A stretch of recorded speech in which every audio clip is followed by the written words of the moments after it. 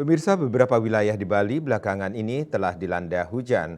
Namun hujan dengan intensitas ringan tersebut belum merata mengguyur wilayah Bali. Ada wilayah yang masih masuk kategori kekeringan ekstrim atau lebih dari 60 hari tidak turun hujan. Bahkan 4 wilayah masuk kategori kekeringan ekstrim ranking teratas.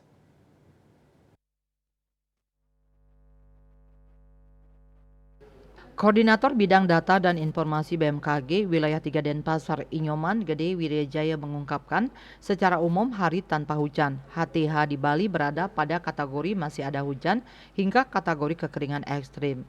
Wirejaya merinci daerah yang mengalami hari tanpa hujan berturut-turut lebih dari 30 hari, yaitu Kabupaten Buleleng di daerah Sumber Kelampok, Grogak, Cirukan Bawang, Banyupoh, Tejakule, Sambirenteng, dan Kabupaten Karangasem di wilayah Prasi, Tianyar.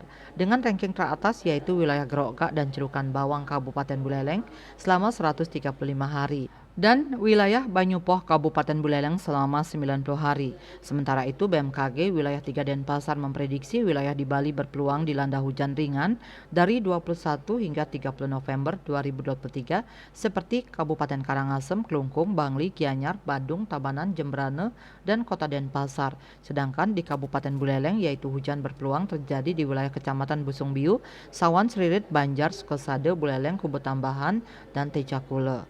Distribusi curah hujan di wilayah Bali secara umum antara 0 hingga 197,5 mm dasarian.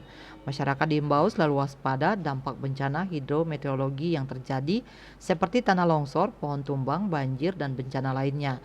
Apalagi berdasarkan data dalam dokumen kajian risiko bencana KRB Provinsi Bali tahun 2022-2026 yang diterbitkan oleh Deputi Sistem dan Strategi BNPB tahun 2021 merinci katalog desa kelurahan rawan banjir, di mana terdapat 328 desa kelurahan di Bali yang perlu diwaspadai banjir. Dengan rincian 68 kelas bahaya tinggi dan 260 kelas bahaya sedang. Selain itu terdapat 363 desa kelurahan harus mewaspadai ancaman tanah longsor. Dengan rincian 39 kelas bahaya tinggi dan 324 kelas bahaya sedang. Winata Bali Pos melaporkan.